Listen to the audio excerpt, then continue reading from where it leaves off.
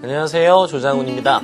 오늘은 유형별 독해 6번째 강의고요. 문학작품 중에서 시 해석하는 유형의 문제들을 살펴보도록 하겠습니다.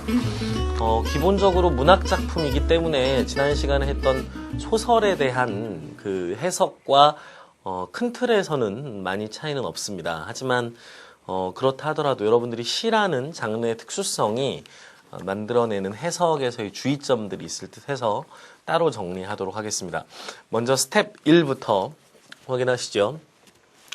먼저 시 해석도 마찬가지로 작품에 대한 배경 지식보다는 논제의 요구사항에 주목하는 것이 중요합니다.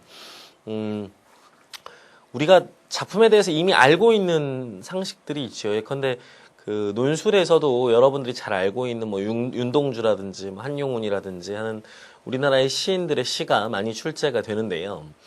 그 시들을 보면 여러분들이 이미 그 시의 주제들을 알고 있잖아요.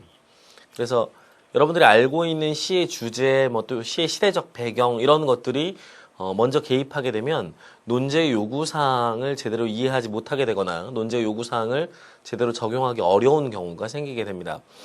그래서 그 작품에 대한 배경 지식은 일단 버리고 논제의 요구사항에 철저하게 충실하게 주목하는 것이 중요할 텐데요. 우리가 예를 하나 들어보도록 하지요.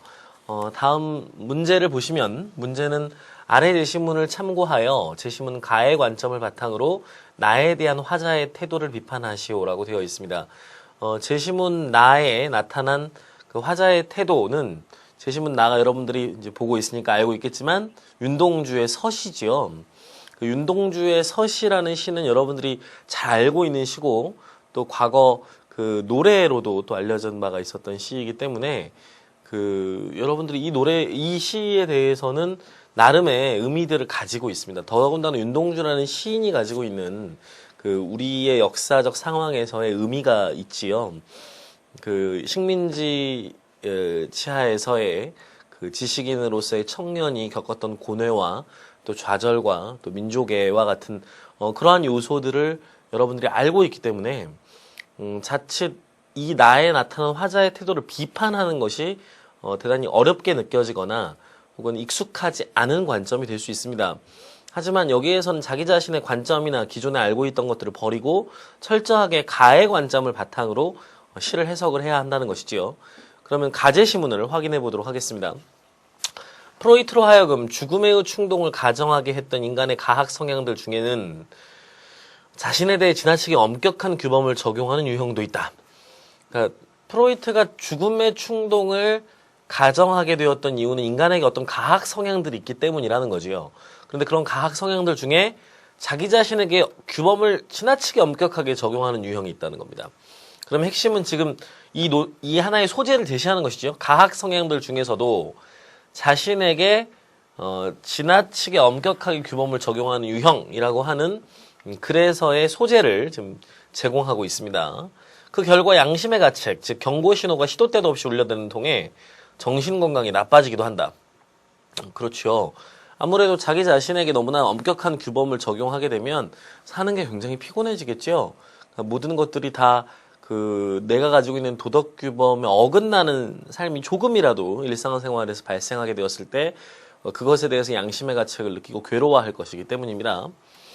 자신의 과거 소행에 대해 엄격한 기준을 들이대고 책망하기 때문에 줄곧 후회, 자책, 속죄욕구 같은 자학적 감정에 시달리게 된다. 무엇보다 과거의 일은 변경이 원천적으로 불가능하기 때문에 이 자책 게임은 영원히 되풀이된다라고 했습니다. 즉 자신이 한 과거 행위에 대한 끊임없는 후회와 자책의 반복으로 인해서 정신적 건강에 피로가 올 수 있다라고 하는 점을 첫 번째 단락에서 지적하고 있습니다. 그렇죠? 자, 두 번째 단락에서는 좀 다른 관점에서 이러한 자기 자신에게 엄격한 규범을 들이대는 성향을 보고 있습니다. 사회심리학에서 말하는 인상조작의 관점에서 보면 이러한 자책게임은 주변을 향해 자신의 높은 도덕 수준을 간접적으로 과시하는 일이다 라는 겁니다. 그러니까 나는 이렇게 사소한 일로도 괴로워해. 그럴 만큼 나는 스스로 높은 도덕적인 가치 기준을 내 삶에 적용하고 있다고 라고 하면서 스스로를 과시하는, 자기 자신의 도덕적인 수준을 과시하는 일이 될 수 있다는 겁니다. 인상 조작은 자신을 주변에 어떻게 인지시키는가 하는 목적 행동을 말한다. 나는 이렇게 스스로를 책망할 정도로 엄격한 도덕 기준을 갖고 있답니다. 라고 호소하고 싶은 것이다. 자, 지금 첫 번째 단락에서는 뭐라고 했나요? 정신적인 피로감이 온다는 것이죠. 너무 바꿀 수도 없는 과거의 일을 계속 스스로 책망하고 자책을 하다 보니 정신적 피로감이 온다는 것이었고요. 두 번째 단락의 핵심은 뭡니까? 그렇죠. 이러한 그 자책이 자기에게 엄격한 규범을 적용하고 있는 것이 자신이 도덕적으로 굉장히 수준 높은 사람이라는 것을 과시하려는 것과 연관되어 있을 수 있다라고 하는 두 번째 해석이 드러나 있습니다. 그 다음 단락으로 가보죠. 심리학자 애들러에 따르면 또 다른 해석이 나오겠네요. 자신을 지나치게 책망하는 것은 자책하고 괴로워하기만 함으로써 적극적으로 살아야 할 의무를 면제받으려는 술책이다 라고 이야기했습니다.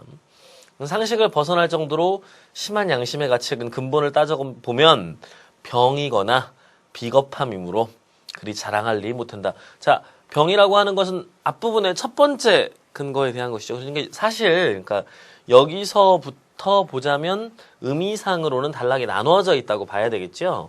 그래서 앞에 세 단락에서 그 자기 자신에게 엄격한 규범을 적용하는 유형에 대한 세 가지의 해석을 제시했고요. 그걸 종합하고 있는 문장입니다. 그래서 첫 번째 단락 자기 자신에게 정신적인 피로감을 만들어내는 정신적인 질환일 수 있는 것이죠. 또 비겁함이다. 그러니까 자기 자신이 도덕적이라고 과시하려고 하거나 혹은 삶에 적극적으로 임해야 되는 의무로부터 면제받으려는 술책일 때는 비겁함이 되겠죠. 그래서 그리 자랑할 일이 못 된다. 결국 양심의 가책은 가끔씩 느껴야 정상이다. 그것이 건전한 초자를 갖추었다는 증거이고 자기 인지가 부정확해지지도 않으며 규범 가치관 면에서도 세상에서 통용되는 범위를 벗어나 극단으로 달리지 않는 길이다라고 했습니다. 초자라고 하는 것은 프로이트의 정신분석학 이론에서 나오는 자기의 무의식 안에 깔려있는 사회적 규범을 일컫는 말이지요.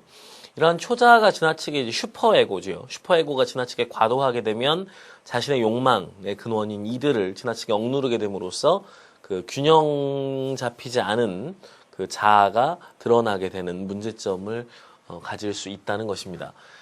그러다 보니 이제 자기 자신을 제대로 인지하지도 못하게 되고 또 그 세상에서 통용되는 범위를 벗어나서 다소 극단적인 삶으로 치우치게 되는 경우도 있을 수 있겠습니다. 그렇다면 우리가 이제 제시문 나의 서시를 이 관점에서 해석해야 합니다. 비판해야 하는 것이죠. 그래서 여러분들이 서시에 대해서 가지고 있는 또 윤동주 시인에 대해서 가지고 있는 그간의 좋은 마음들 또 좋은 생각들을 좀 벗어버리고 그리고 이제 시로 들어가 봐야 됩니다. 죽는 날까지 하늘을 우러러 한 점 부끄러움이 없기를. 자, 여기에서 사실 살면서